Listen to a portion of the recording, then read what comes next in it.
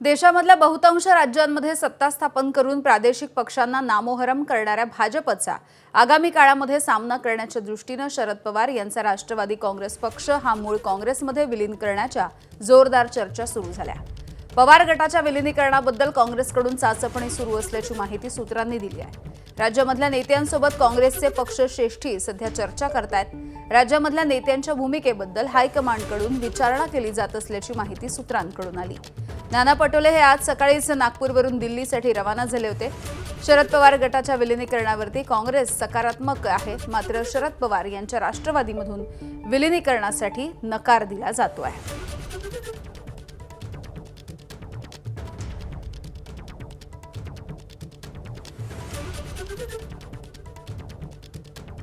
दरम्यान विलीनीकरणाचा प्रस्ताव शरद पवार यांना आधीच दिलेला होता। संविधान वाचवण्यासाठी समविचारी पक्षांनी काँग्रेसच्या सोबत यावं असं आवाहन देखील नाना पटोलेंनी दिल्लीला रवाना होण्याच्या आधी केलंय। तर काँग्रेस आणि राष्ट्रवादीची विचारधारा एकसारखीच असल्याचं बाळासाहेब थोरात म्हणाले।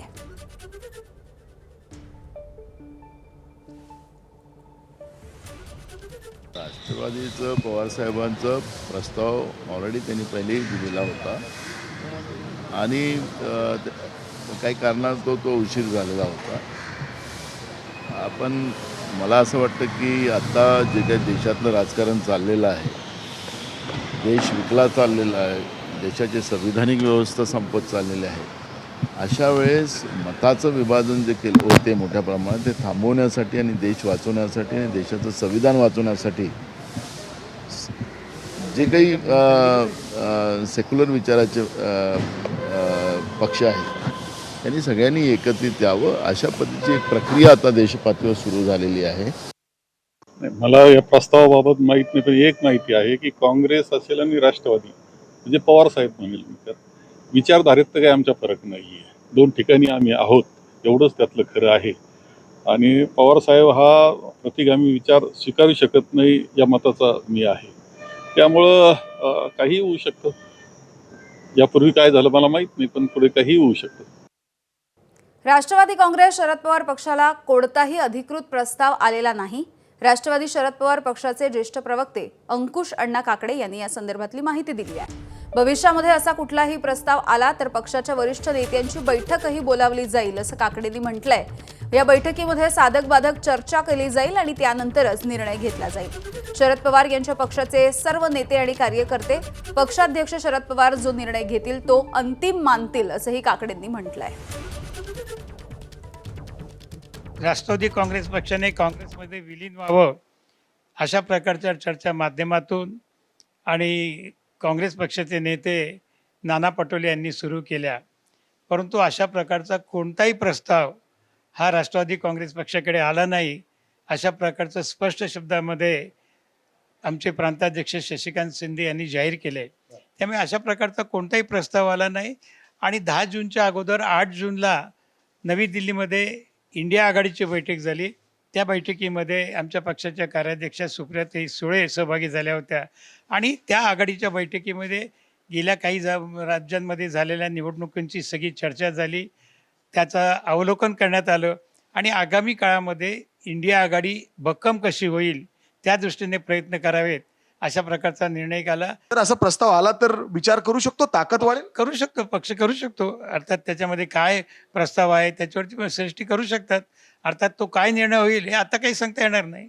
पण काय अपेक्षित आहे साहेबांना आणि सुप्रियाताईंना यामध्ये काय स्थान मिळावं? ताकद तर नक्कीच वाढेल जसं तुम्ही म्हणताय। असं आहे, आज आम्ही काँग्रेसमध्ये नाही तरी पवार साहेबांचं दिल्लीत स्थान अबाधित आहे, इंडिया आघाडीमधलं त्यांचं स्थान अबाधित आहे आणि पक्षामध्ये साहेब आणि सुप्रियाताई कार्याध्यक्ष आहेत, त्यामुळे त्या दोघांच्या स्थानाला कुठेही काही धक्का पोचेल असं आम्हाला वाटत नाही। आणि बघूया भविष्यामध्ये काय होतं ते पाहूया। पॉझिटिव्ह आहे, एकत्र सगळ्याच विरोधी पक्षांनी एकत्रितपणे काम करत ते ऑलरेडी आपण इंडिया आघाडीमध्ये करतोय, त्याच्यासाठी काँग्रेसमध्येच विलीनीकरण व्हावं हा काय एकमेव पर्याय नाही। दरम्यान राष्ट्रवादी काँग्रेस आणि टीएमसीच्या काँग्रेसमधल्या विलीनीकरणाच्या संदर्भात मुख्यमंत्री देवेंद्र फडणवीस आणि महसूल मंत्री चंद्रशेखर बावनकुळे यांनी भाष्य केलंय।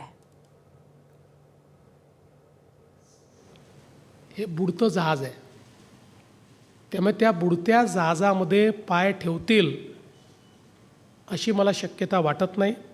तथापि राजकारणात हायपोथेटिकल बोलायचं नसतं, पण मी तुम्हाला सांगतो, कोणी पाय ठेवला तर त्याचा आम्हाला फायदा आहे, आम्हाला नुकसान नाही. याचं कारण आम्हाला अधिकची पॉलिटिकल स्पेस ही त्याच्यामुळे उपलब्ध होते. त्यामुळे आमचं याच्यावर कुठली आमची प्रतिक्रिया नाही. आम्ही फक्त बघतो, वेट अँड वॉच.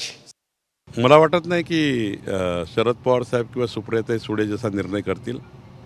निर्णय केला तर शुभेच्छा आहे त्यांना, पण काँग्रेसचं काय त्यांचा इतिहास राहिला हे पवार साहेबांनी सुप्रियाताईला माहिती आहे. एबीपी माझा, उघडा डोळे बघा नीट.